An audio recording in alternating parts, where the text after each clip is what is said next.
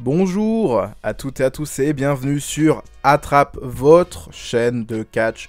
Je suis Tao et aujourd'hui, comme vous pouvez l'entendre, je suis tout seul. Jolan ne m'accompagne pas pour cette vidéo, même s'il reviendra pour des prochaines, soyez-en sûrs.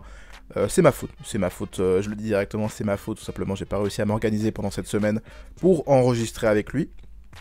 Donc du coup c'est pas grave, ce n'est que partie remise, on enregistrera des prochaines vidéos ensemble, il n'y a pas de souci si vous aimez le petit duo Jolan et Tao, il n'y a pas de souci. J'inviterai d'ailleurs sans doute d'autres personnes au fur et à mesure des semaines.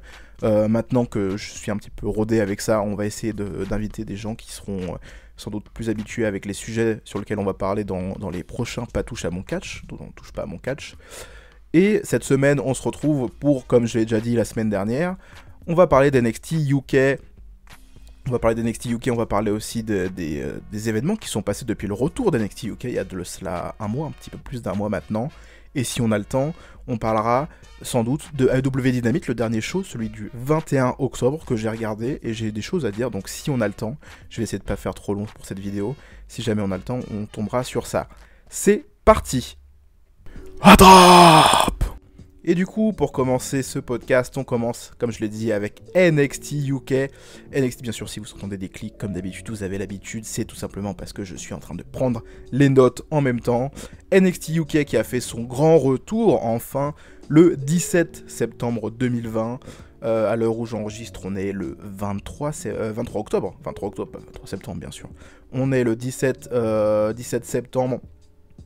On est à NXT UK à Londres, en direct de l'arène BT Sport, donc c'est la chaîne de télé qui diffuse NXT UK au Royaume-Uni, pardon. Voilà, on est de retour aux commentaires avec Andy Shepherd et Nigel McGuinness, le grand Nigel McGuinness. J'ai pris quelques notes parce que je vais pas revenir sur les shows un par un, sinon ça va nous faire beaucoup de choses, ça va nous faire 6 shows. Ce sera un petit peu ballot, mais j'ai pris quelques notes. N'hésitez pas d'ailleurs à me corriger si je me trompe en commentaire, ça me fera extrêmement plaisir qu'on puisse parler de ça et que vous puissiez me corriger pour que je fasse plus l'erreur à l'avenir. J'ai pris quelques notes, on va parler des gros points. Rapidement, on va parler bien sûr de la division par équipe de NXT UK qui avait très fortement repris le 17 septembre. Mais bien sûr, on va parler du championnat féminin, détenu par Kylie Ray également, et on fera bien sûr un détour par Amal, notre française qui a signé désormais à NXT UK. On fera un petit détour également par la rivalité Walter et Ilya Dragunov pour le titre NXT champion du monde, bien sûr. On viendra sur des affaires, des gens qui ont été dans des affaires et qui reviennent du côté de NXT UK. Et on parlera également du tournoi Heritage Cup, qui est le tournoi actuellement un petit peu principal pour lier tous ces épisodes entre eux. Donc du coup, pour les titres par équipe, on a eu le 17 septembre un match, pas pour les titres, mais un match avec les champions par équipe. Si vous avez oublié, ce serait normal, c'est Mark Coffey et Wolfgang, les champions par équipe. Ils ont battu Amir Jordan et Kenny Williams, qui forment une petite équipe de temps en temps du côté de NXT UK. Ils les ont battus assez rapidement, mais la chose à retenir, c'est surtout qu'il y a beaucoup de challengers qui sont arrivés après, beaucoup d'équipes qui sont arrivées après le match pour confronter les champions. On a eu bien sûr l'équipe de Mark Andrews et de Morgan Flash Webster, qui sont les anciens champions. On a eu l'équipe de The Hunt, donc Primate et je n'ai plus le nom du deuxième, vous voyez de qui je parle sans doute, ou alors n'hésitez pas à les voir. On a eu les Pretty Deadly Smith, que je ne connaissais pas, je vous avoue totalement, je ne connaissais pas. Et du coup voilà, on a eu du beau monde qui sont venus confronter les champions par équipe. On a eu du coup voilà, un petit tease de l'avenir qui va se passer autour des titres par équipe, et pour l'instant c'est à peu près tout ce qui s'est passé du côté des titres par équipe. On a eu quelques confrontations avec les champions, mais pas grand chose de plus, pas quelque chose, un programme vraiment établi. J'imagine que là on essaie surtout de représenter en tout cas tout simplement cette division par équipe qui était absente, je rappelle, depuis un moment. Maintenant ça fait depuis mars il me semble qu'on n'a plus d'épisodes de NXT UK, en tout cas c'est que des sortes de best-of, de rediffusion, des choses comme ça. Donc forcément on a un petit peu perdu le visage, les noms, comment était établie toute cette division, et du coup on se remet un petit peu dans le bain facilement comme ça. Et c'était très plaisant à voir. On a eu, c'était à peu près tout pour la division par équipe, je vous avoue. Toutes les choses que j'ai retenues, bien sûr, ça n'engage que moi. Peut-être que j'ai raté d'autres choses, mais vraiment ce que j'ai retenu moi, ça va surtout être ça. Du côté du championnat féminin UK qui est détenu par Kylie Rae, qui est, il me semble, peut-être que je me trompe totalement, mais qui est écossaise. On a eu bien sûr la rivalité, toujours avec Piper Niven, qui continue à se mettre en place d'ailleurs. Petit à petit, voilà, on continue à avoir des matchs entre elles qui sont toujours très très sympathiques à voir. Il faut que je me réhabitue à Kylie Rae parce que c'était vraiment une championne très très absente forcément. Elle a l'un des règnes les plus longs mais l'une des présences les moindres. Donc il faut que je me réhabitue à elle, sachant que j'ai commencé à m'habituer à elle avec les Wargames 2019 où elle présentait, elle était avec l'équipe des Heels et elle a fait une très très bonne prestation d'ailleurs contre Rhea Ripley. Mais il faut que je me réhabitue à Kylie Rae. Ça c'est... voilà, pour l'instant, je pourrais pas forcément plus en dire sur elle parce qu'il faut vraiment se remettre dans le bain. La chose cool, c'est qu'on a beaucoup de challenges autour de ce titre féminin, pardon. On a beaucoup, enfin pratiquement d'ailleurs toute la division féminine. On a Nina Samuels, on a Amal, on a Xia Brookside, ma chouchoute, Xia Brookside que j'adore. Mais voilà, c'est une division féminine aussi qui se présente avec tout son potentiel. J'ai vraiment hâte de voir la suite. Kylie Rae, c'est une très très bonne catcheuse, donc j'ai hâte de revoir ce qu'elle peut proposer sur le ring, ça peut être vraiment très très intéressant. Et surtout, bien sûr, Cocorico, ce dont vous avez envie de tous parler, et que bien sûr je vais parler, c'est Amal, anciennement Amal Winchester, en France, maintenant c'est Amal tout court, qui a signé avec NXT UK, il me semble que c'était en août, ou peut-être en début septembre, je sais plus, quelque chose comme ça. Elle a fait partie également des gens qui étaient là pour un petit peu remettre le programme à jour. Hein. Elle a présenté beaucoup d'interviews, des choses comme ça, pour un petit peu annoncer le retour d'NXT UK. Voilà, elle a fait un très très bon taf. Elle est présente du coup pendant les épisodes, elle est régulière, elle est pratiquement à tous les shows. D'ailleurs, il me semble qu'elle est même à tous les shows. Et c'est très très plaisant de voir une Française ici. Je sais que mon ami Johan sera sans doute peut-être pas du même avis. Mais voilà, peut-être que je le réinviterai une prochaine fois pour parler de l'avancée de ce dossier-là. Mais en tout cas, moi je suis très très content de voir une Française du côté de NXT UK. Personnellement, vous l'avez sans doute d'ailleurs vu avec le premier épisode de Pas touche à mon catch où je parlais du catch en France. Je suis un petit peu un novice de tout ce qui est catch en France, donc forcément, je ne connais pas plus que ça Amal. J'ai déjà vu quelques prestations, mais surtout du côté de la VXV. Donc je sais qu'elle est plutôt douée, même si je suis pas forcément un plus grand fan que ça. Je suis très content que ça soit une Française qui nous représente, on va dire, du côté de la WWE. Mais du coup, j'attends vraiment de forger une opinion plus sur Amal dans ce programme, dans ce côté un petit peu mainstream, on va dire. C'est quand même la WWE, donc j'attends de voir sa marge de progression. J'attends de voir ce qu'elle peut proposer plus que ce qu'elle a présenté à l'heure actuelle. Sur un ring, elle a l'air de très bien maîtriser son personnage. Pour l'instant, de ce que j'ai vu, ça a l'air d'être vraiment bien rodé. On a envie, pour l'instant c'est un petit peu une catcheuse qui s'associe avec Nina Samuels, mais ils ont eu des conflits du coup maintenant. Ils sont un petit peu retournés l'une contre l'autre. À voir si elle continue avec ce personnage heel ou est-ce qu'elle va passer face. Je sais qu'en heel elle passait très très bien. Il me semble qu'elle avait XV, peut-être que je me trompe, hein, mais il me semble qu'elle avait XV. Elle était heel, championne heel, donc pour l'instant face je l'ai pas du tout vu. J'espère en tout cas que ça va bien se passer pour elle dans le futur. La rivalité entre Walter et Ilya Dragunov qui continue, parce qu'elle avait commencé avant le confinement, avant l'arrêt du programme. Donc voilà, on a Ilya Dragunov qui est très très connu hein, pour ceux qui regardaient la VXV, le circuit indépendant, une méga star, et Walter, comme on pourrait le dire, qui est un incontournable maintenant, qui a malheureusement fait une prestation plus qu'oubliable du côté du Survivor Series 2019 maintenant. Mais c'est un catcheur très très talentueux. J'ai même pas besoin de présenter Walter. C'est quelqu'un qui a déjà un bagage énorme, qui a l'air d'être quelqu'un qui a les pieds sur terre. C'est d'ailleurs pour ça que j'ai vu beaucoup de commentaires, surtout américains, qui voulaient voir Walter du côté d'NXT ou du côté des États-Unis, du main roster.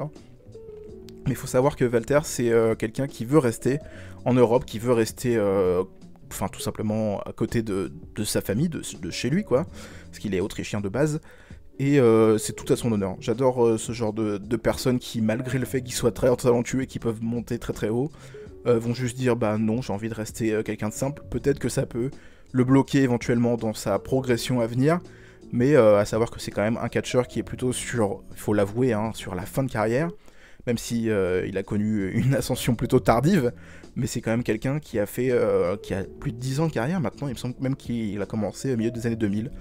Donc voilà, Walter c'est quelqu'un je pense qui est très très content de son statut et c'est tout à son honneur. Ilya Dragunov qui est du coup russe, il me semble, peut-être que je dis des bêtises, mais il me semble qu'il est russe, et qui est un personnage un petit peu de mec qui fonce, autant au sens propre qu'au sens figuré, étant donné que sa finish c'est, en tout cas NXT UK, c'est un énorme coup de boule en courant, il faut un coup de boule à la volée. Voilà, j'adore cette rivalité. Aussi, je pars avec un bagage qui est un peu plus peut-être fourni que la plupart des gens qui regardent que NXT UK. Ils ont déjà eu une rivalité, il me semble, dans des promotions indépendantes.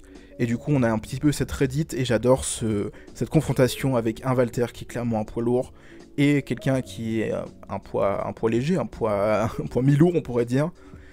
Et je trouve que ça fonctionne toujours très très bien. Toujours très très bien, Walter. Il est excellent dans son rôle de ring général. C'est une très très bonne rivalité. On va avoir une confrontation à l'heure où j'enregistre. On va avoir une confrontation la semaine prochaine. Donc également vous la semaine prochaine, à l'heure où j'enregistre, ça va être le 29. Jeudi 29 pour nous. Et j'ai vraiment hâte de voir cette confrontation, même si je pense, honnêtement, que Ilya Dragunov va pas forcément remporter la victoire. Même si en parlant, ça pourrait faire un gros choc. Ce serait dommage que ce soit forcément à huis clos, mais ça pourrait faire un gros choc, et pourquoi pas même redonner un petit peu d'intérêt pour les gens qui n'ont pas resuivi NXT UK. J'ai pas du tout regardé combien de téléspectateurs, de spectateurs avaient NXT UK depuis son retour. J'imagine que c'est pas non plus incroyable, parce que déjà NXT UK c'est un programme un petit peu de niche hein, pour la WWE, mais peut-être qu'avec un nouveau champion, voilà, un moment un peu incroyable, ça pourrait redonner de l'intérêt au programme, même si j'aimerais, je vous avoue, que Walter reste champion à l'infini et qu'il laisse son titre à la fin de sa carrière en étant invaincu. Mais après, c'était bien sûr qu'un avis personnel. On va parler maintenant, après cette réalité, bien sûr, j'en ai pas parlé, mais pendant cette réalité, on a eu un très très bon match par équipe avec Walter, et il me semble que c'était Alexander Wolf, et du coup, il y a Dragunov accompagné de Pete Dunne, qui est dans une forme olympique. Full abs, le mec est incroyable, il est vraiment dans une forme monstrueuse, waouh, je trouve incroyable, voilà, j'ai même plus les mots, vous voyez, je perds mon latin dès que je parle de Pete Dunne, parce que ce mec est incroyable. Là il est présenté à NXT UK comme un petit peu un guest pour l'instant, parce qu'il est surtout maintenant du côté d'NXT normalement. Forcément, il peut pas trop se déplacer, même si j'imagine que là, il pourrait se déplacer. Mais en tout cas, il est plus vraiment dans le roster en tant que tel.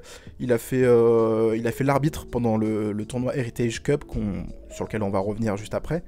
Mais voilà, il est surtout un guest qui est là pour un petit peu apporter du star power, il faut le dire. Donc c'est très très cool. Il y a eu ce match par équipe avec Dragunov et Pete Dunne contre Walter et Alexander Wolf, que je vous recommande, qui était vraiment super bon.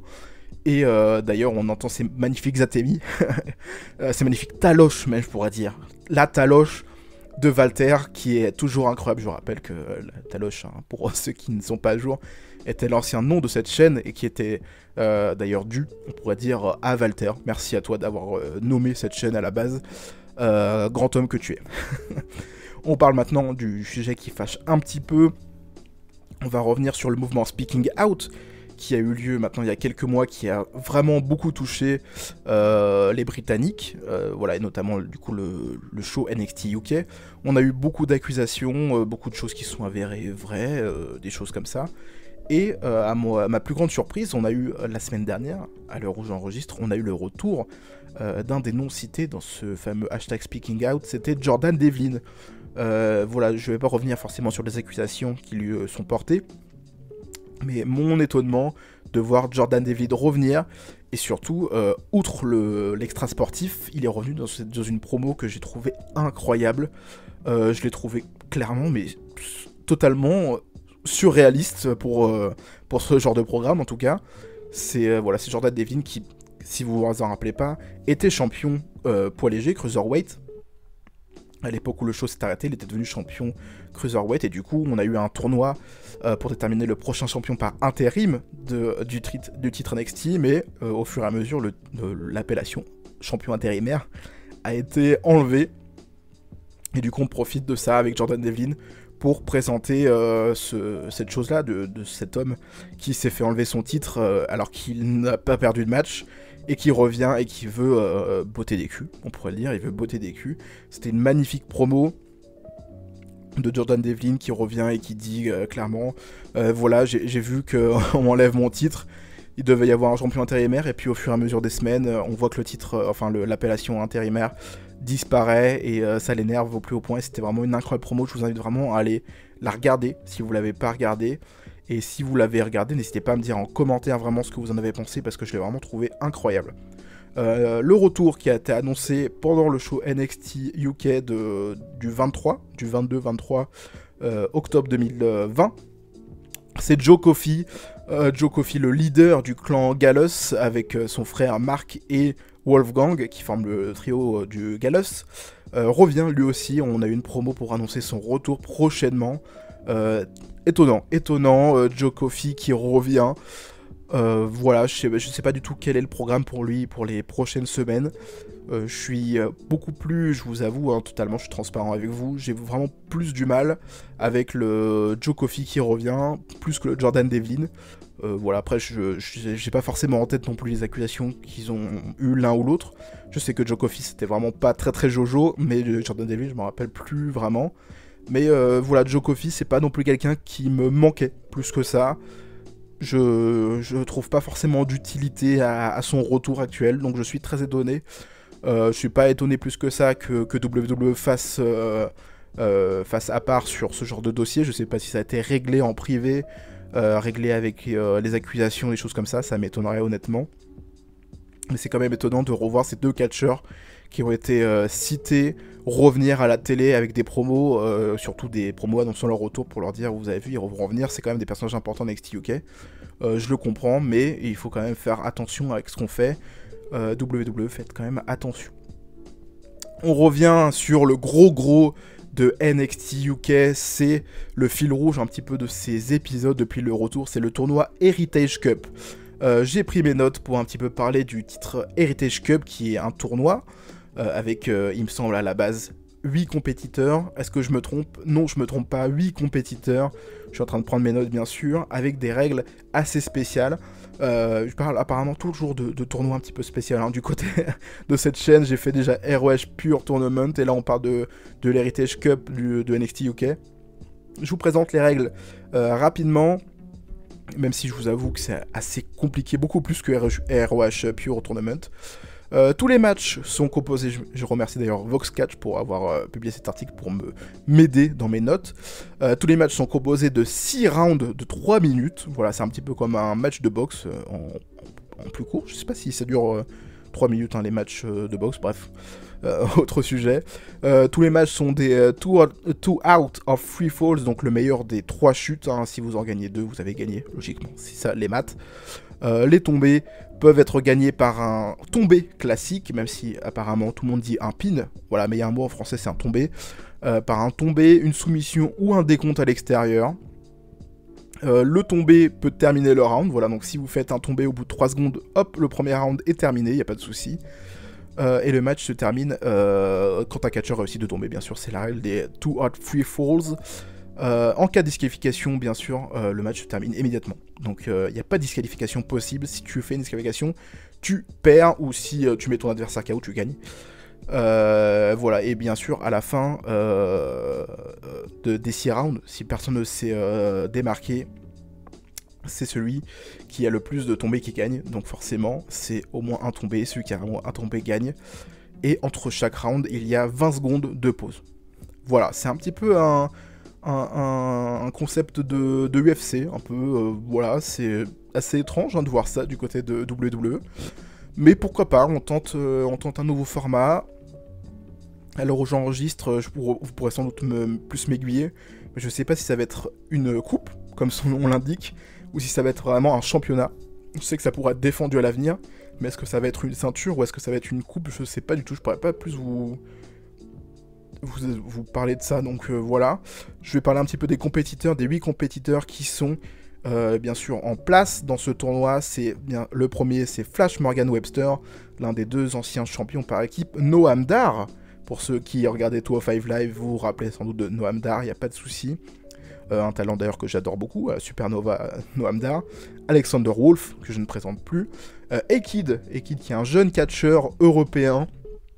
Peut-être que la plupart d'entre vous qui m'écoutez le connaissent pas forcément, mais c'est un poids léger qui a vraiment un avenir vraiment prometteur. Personnellement, j'aime pas trop son nom de catcheur, je trouve ça un petit peu bizarre, un peu Skyblog, on pourrait dire. Mais c'est un catcheur très très talentueux, donc c'est très très cool qu'il soit dans ce tournoi. Le nouveau compétiteur, c'est The Bomber, Dave Mastiff. Ensuite, c'est Trent Seven, bien sûr, le coéquipier de Tyler Bate, d'ailleurs qu'on n'a pas vu depuis un moment. Joseph Connors, qui est un petit peu le mec toujours présent. Et le dernier, c'était Kenny Williams. Donc du coup, le premier round qui vient de se clôturer dans l'épisode de cette semaine, dans l'épisode du 22 octobre 2020, c'est le premier round, comment on pourrait dire ça, les quarts de finale. Donc toutes les quarts de finale ont eu lieu. Donc du coup on a eu en premier Alexander Wolf et Noam Dar qui sont affrontés avec une victoire de Noam Dar avec 2 tombées sur un de Alexander Wolf. Donc Noam Dar qui se qualifie pour les demi-finales. Et en demi-finale il va avoir Ekid. Ekid qui a remporté lui aussi son combat contre Flash Morgan Webster avec aussi 2 sur 1. Dans le troisième combat, on a eu une victoire de Dave Mastiff par KO. Il a mis KO Joseph Connors du coup pour passer en demi-finale. Et quant à lui, il affrontera en demi-finale du coup Trent Seven qui a remporté la victoire contre Kenny Williams dans le dernier épisode de NXT UK. Voilà, c'était un bon premier round, un bon premier tour. Voilà, c'est le mot que je cherchais. C'était un bon premier tour du côté de ce tournoi, NXT UK Heritage Cup. J'ai hâte de voir la suite, mais je vous avoue que, comme peut-être vous aussi d'ailleurs, il n'y a aucun nom qui me dit waouh, il faut que je regarde ce tournoi. Tous les noms sont des noms que j'apprécie plutôt, mais j'ai aucun gros nom qui me fait dire waouh, j'ai envie de voir ce tournoi, ça a l'air incroyable. Même si, comme je l'ai dit, j'apprécie tous les noms qui sont dans ce tournoi, c'est vraiment dommage. Voilà, c'est forcément fait exprès, hein, c'est pour un petit peu donner de visibilité aux catcheurs qui sont, on va dire, au milieu de carte, voire plutôt en bas de carte pour certains.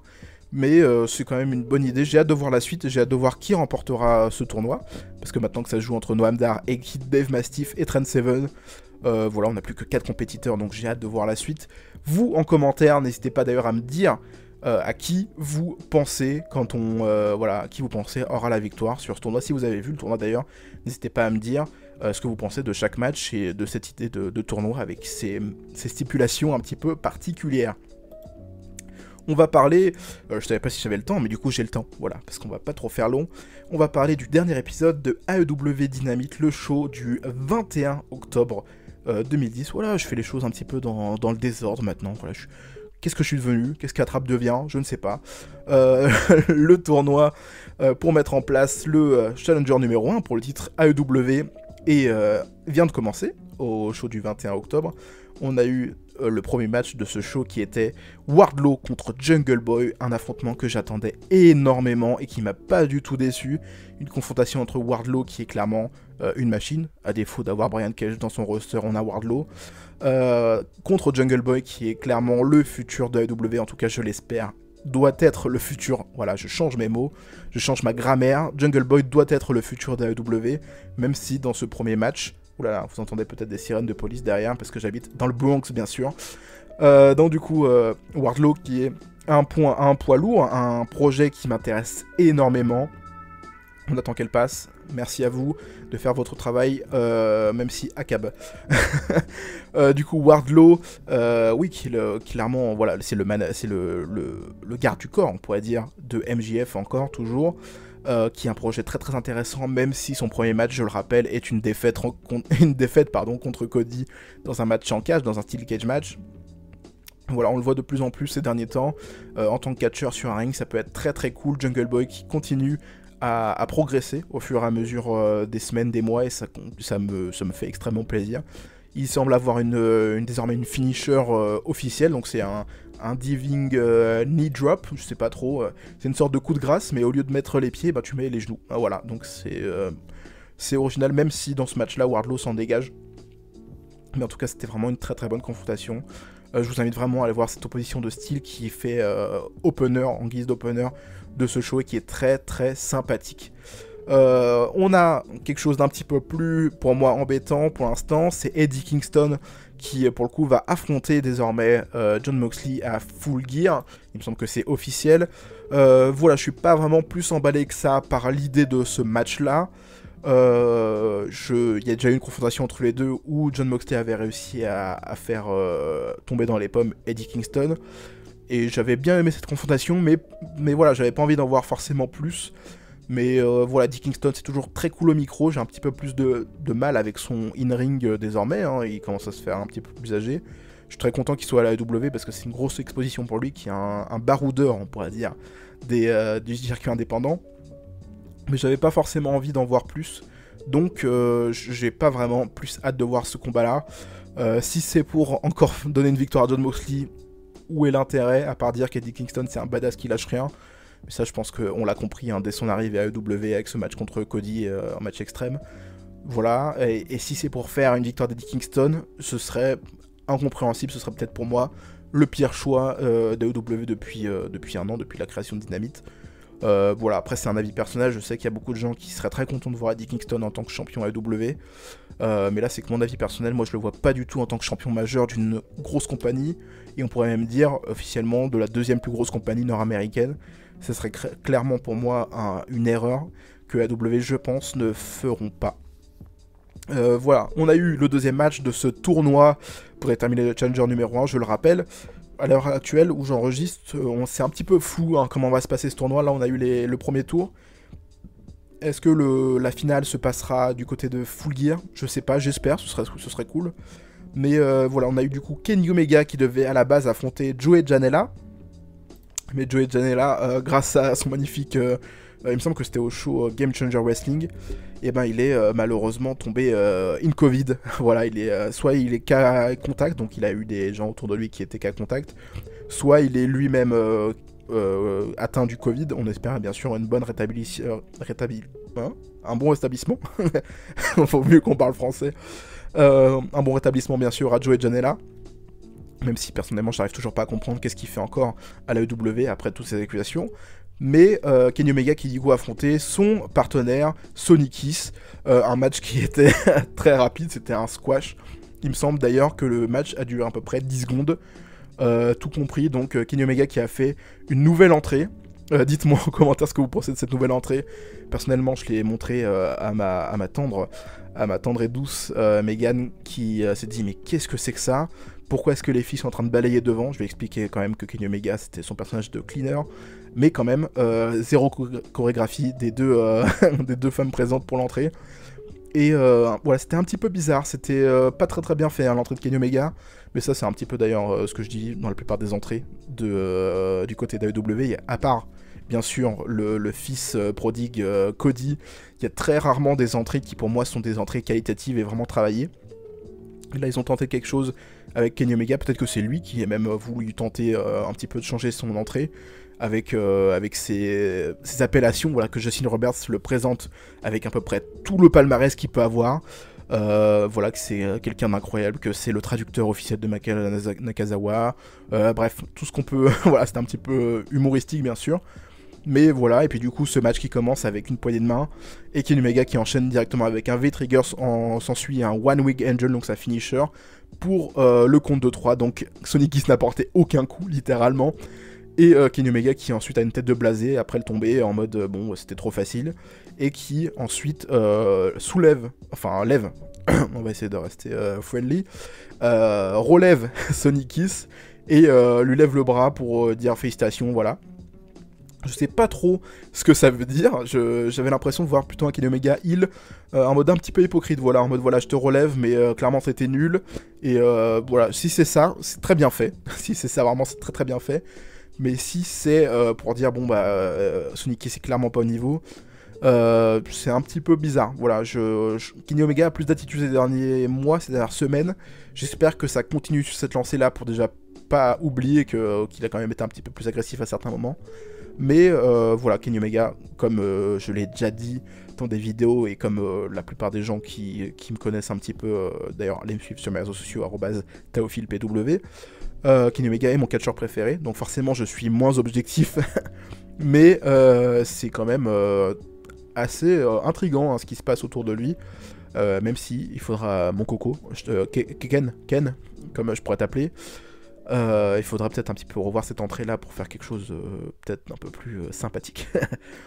Le troisième match de ce tournoi, je passe un petit peu sur les segments, des choses comme ça. J'ai pas forcément envie de faire une review de AW Dynamite, hein. J'ai vraiment envie de parler de la chose qui m'intéresse un petit peu plus. Avant de parler du troisième match de ce tournoi, de ce premier tour du tournoi, je vais parler d'Eddie Kingston, bien sûr, je vais revenir sur lui, mais surtout sur sa petite promo. Voilà, il a fait une petite promo pour parler de Jon Moxley, de son affrontement avec Jon Moxley, avec toute sa famille, comme il aime l'appeler. C'est pas un clan, c'est une famille autour de lui. Donc on a Penta L0M, parce que bien sûr il peut plus se faire appeler Pentagon Junior, il faut passer à autre chose, hein. Pentagon Junior, c'était au Mexique, maintenant il a plus le droit de se faire appeler comme ça, donc c'est Penta L0M, Ere Phoenix, et bien sûr il est accompagné de The Butcher and the Blade, mais la petite... la petite... Hein, on va dire en d'autres mots. La petite chose à retenir, c'est qu'il y avait Ali the Bunny qui revenait dans le clan. Voilà, je n'ai pas compris ce qui s'est passé. Ali qui revient en The Bunny avec The Butcher, avec The Butcher and the Blade. Mais j'ai peut-être raté cette information. Pourquoi The Bunny n'est plus avec Brandy? Pourquoi elle est revenue avec The Butcher and the Blade et qu'elle a rejoint le clan, enfin la famille, pardon, d'Eddie Kingston? Je n'ai pas compris. Voilà, je n'ai pas compris pourquoi. Donc si en commentaire ou sur Twitter vous pouvez m'aiguiller sur ça, dites-le moi, parce que vraiment je pense que j'ai raté quelque chose. Ou alors peut-être qu'il y a juste rien à comprendre. Et d'ailleurs on apprend pendant ce segment, pendant cette promo, que le match à Full Gear sera un I Quit match. Voilà, donc ce sera le premier qui abandonnera, qui dira I Quit, qui aura perdu. Ça rajoute encore plus de l'intérêt, ce sera sans doute une confrontation très très badass entre les deux. Et c'est très cool. Qui aurait dit à Full Gear de l'année dernière que le main event, un an plus tard, ce serait Eddie Kingston contre Jon Moxley dans un I Quit match? C'est très étonnant hein, comme information. On passe au troisième match de ce premier tour du tournoi pour déterminer le challenger numéro 1. C'est Ray Phoenix qui a affronté son brother, son sang, le sang de la veine, Penta L0M.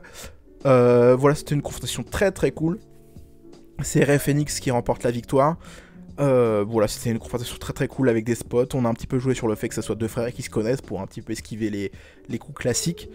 C'était très très cool. Voilà, j'ai vraiment bien apprécié cette fin avec ce contre de Ray Phoenix directement en Canadian Destroyer et qui fait le tomber. C'était très très cool. Les deux se connaissent parfaitement, alors forcément sur le ring c'est nickel.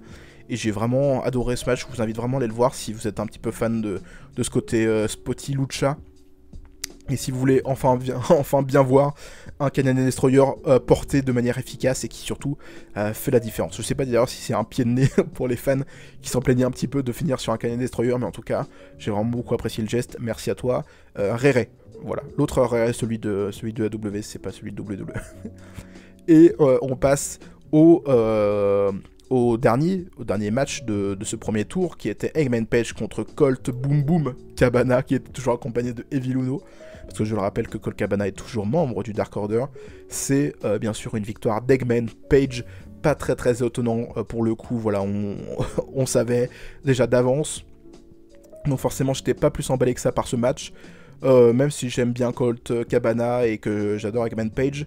C'était pas non plus le match à retenir de cette semaine-là, c'était un match quand même très très sympathique, qui faisait très très bien le travail, et la fin était aussi super cool avec Colt Cabana qui avait évité le magnifique Buckshot Lariat, la finish maintenant d'Hangman Page avec ce magnifique salto par-dessus la corde, et ensuite il enchaîne avec un magnifique Lariat. Colt Cabana avait esquivé plus tôt dans le match, et du coup Hangman Page à la fin du match a fait semblant de le porter pour que Colt Cabana contre, et en fait il a réussi à le porter juste après, et c'était fait de manière très très intelligente, et c'est pour ce genre de choses que j'aime AEW, parce que oui j'aime AEW même si je le critique assez régulièrement, mais j'aime beaucoup AEW, mais ça sans doute AEW je ferai un gros sujet avec Jolan, et d'ailleurs même avec des gens qui adorent le produit AEW, n'hésitez pas à vous manifester pour qu'on fasse un gros épisode avec mon ami Johan pour qu'on ait 3 points de vue un peu différents pour parler de WWE. Ça pourrait être très intéressant qu'on donne chacun nos points de vue, bien sûr dans le respect et l'amour du catch, c'est le principal.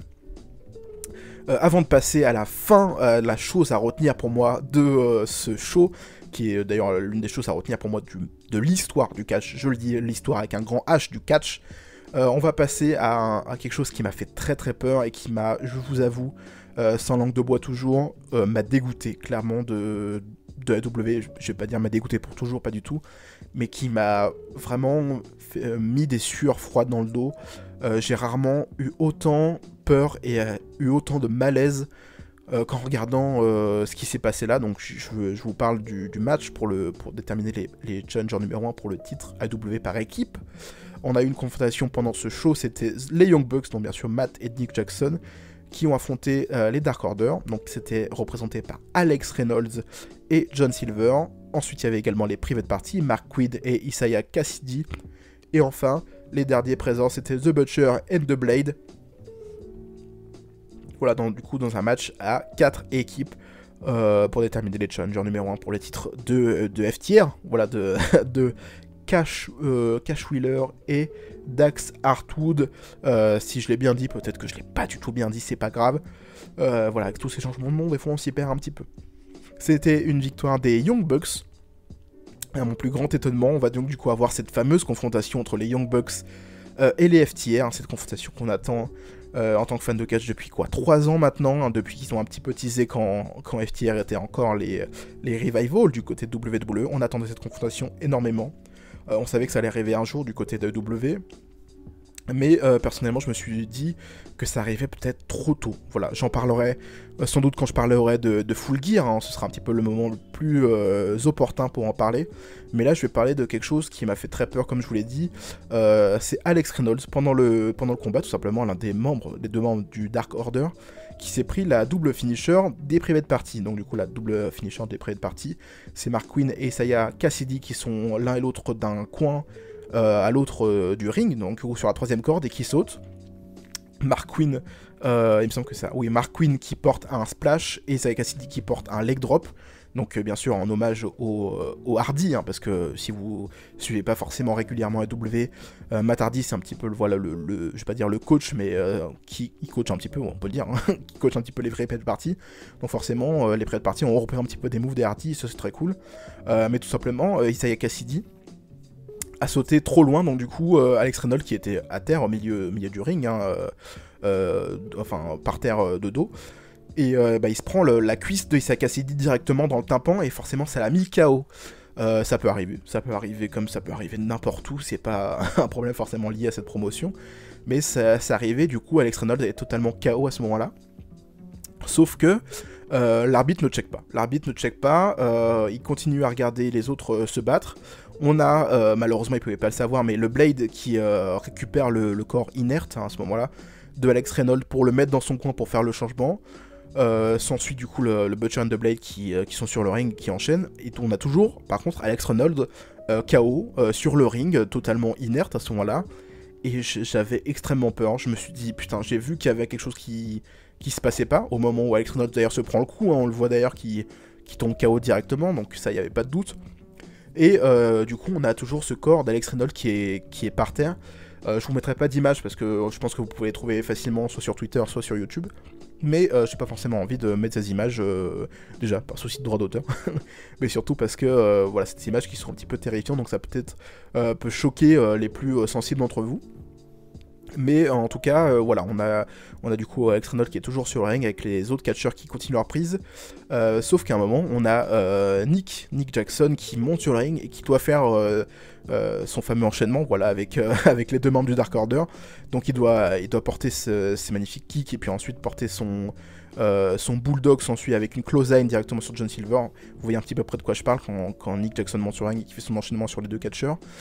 Sauf qu'Alex Reynolds, il se relève, malgré lui, il se relève, parce que j'imagine que dans ces moments-là, on a un petit peu des réflexes professionnels, donc il se relève, et il prend les coups, mais alors il n'y a plus aucune intensité, il n'arrive même pas à marcher, il tombe par terre, Et voilà, plus rien ne se passe, on voit qu'il est plus du tout présent. Et l'arbitre qui ne check pas, qui n'a pas checké Alex Reynolds alors qu'il était inconscient sur le ring, que tout le monde le voyait, d'ailleurs ça m'a énormément surpris, même si j'imagine que pour les catcheurs c'est plus difficile à ce moment-là de rester dans leur personnage tout en montrant qu'il y a quelque chose qui se passe pas bien avec Alex Reynolds, mais ça m'a tout ce collectif de choses où on a un catcheur inerte sur le ring, les autres qui continuent le match, l'arbitre qui ne check même pas, il regarde à peine le catcheur et il prend même pas le temps de voir si tout se passe bien. J'ai trouvé ça mais vraiment horrible. Voilà, peut-être que vous allez dire que j'en fais trop, il n'y a pas de souci, mais moi ça m'a réellement choqué de voir ce genre de choses dans une promotion aussi grosse que AEW. Voilà, ça revient un petit peu sur ce qui s'est passé avec Matt Hardy pendant son match contre Sammy Guevara, où il est tombé et ils ont continué le match. Voilà, c'est déjà le moment avec Matt Hardy, c'était pour moi horrible à voir. Et là, le coup avec Alex Reynolds, c'est encore quelque chose qui est pour moi et pas du tout possible quand on est dans une aussi grosse promotion, quand on est aussi professionnel, ou en tout cas quand on se dit aussi professionnel, que des choses comme ça arrivent. Je peux dire limite régulièrement maintenant, ça me fait très peur. Voilà, ça me fait très peur que les officiels bougent pas. Heureusement, je clôture un petit peu cette parenthèse de Alex Reynolds. Heureusement pour lui, tout va bien. On peut tomber, vous pouvez trouver sur les réseaux sociaux très facilement des vidéos des fans qui étaient présents dans les gradins, qui ont filmé la suite, où on voit les arbitres et les officiels qui sont autour d'Alex Reynolds, même si apparemment personne ne prend vraiment le temps de voir ce qu'il a, ils sont juste autour de lui. Et finalement Alex Reynolds qui repart, et Tom Silver complètement KO, mais qui repart quand même dans les vestiaires. Voilà, donc apparemment tout a l'air de bien aller pour lui, heureusement, mais quand même ça m'a fait extrêmement peur. Et je devrais pas me soucier de ce genre de choses quand je regarde un show comme ça. Voilà, je sais pas trop quoi dire de plus. N'hésitez pas à me dire en commentaire ce que vous avez pensé de ce match, et si vous saviez pas l'histoire, ce que vous en pensez. Et si vous savez pas l'histoire et que vous allez voir du coup, pour vous renseigner ce que vous en pensez. Parce que vraiment, pour le coup, c'est un avis qui m'intéresse beaucoup. Mais on clôture ce podcast avant de passer au sondage, bien sûr au débat, sondage de la semaine dernière, comme bien sûr en toute fin de vidéo. Mais avant de passer à ça, on passe avec ce qui est pour moi l'un des plus gros segments de l'histoire du catch, j'ose le dire. Pour moi, c'est quelque chose qui va marquer l'histoire du catch, je le dis honnêtement, hein. C'est même pas histoire d'exagérer ou de rigoler. C'est le segment entre Chris Jericho et MJF, bien sûr vous l'attendiez un peu comme le Messi, mais le segment avec MJF et Chris Jericho qui se sont donné rendez-vous la semaine dernière pour aller manger un steak, soit aller manger ce steak au restaurant, et c'était l'un des meilleurs segments que j'ai pu voir de ma vie. Si vous maîtrisez pas trop l'anglais, ça peut être un petit peu difficile, j'imagine, la première partie, mais après s'ensuit une sorte de chorégraphie de spectacle de danse avec de la musique, et c'était hilarant, c'était super bien fait. Ça renforce encore une fois le fait que Chris Jericho et MJF sont des personnages qui sont très similaires et pourtant qui n'arrivent pas à s'associer. Et j'ai adoré ce segment. Pour moi, c'est l'un des segments qui va marquer mon histoire de fan de catch. Comme ont pu le faire le segment entre Booker T et Stone Cold Steve Austin dans cette supérette avec Soleil. Pour moi, c'est des segments mythiques qui sont fun à voir, qui sont drôles, qui sont cool, qui renforcent les personnages. Tout était très très bien fait, je suis très très content de ce que AEW a fait sur ce coup-là. Comme quoi, je suis pas anti-AEW, hein, vraiment. Mais voilà, je suis très très étonné, très très surpris, et je suis très très content d'être tombé sur ça. Et voilà, bravo AEW pour ce genre de segment. Vous êtes vraiment très très doués. On finit ce podcast Pas touche à mon catch avec le sondage de la semaine dernière. Voilà, j'ai pas encore préparé à l'heure où j'enregistre le sondage qui va arriver, mais le sondage de la semaine dernière c'était: pensez-vous que la WWE, entre parenthèses, et les autres promotions doivent renvoyer les catcheurs impliqués dans les affaires privées? Du coup, il y avait 3 propositions. La première proposition, c'était oui. La deuxième, c'était une suspension, juste une suspension, voilà, pour... Enfin, je dis juste, mais c'est une suspension quand même. Et la troisième réponse était bien sûr non. Et on a une égalité entre oui et une suspension 50-50.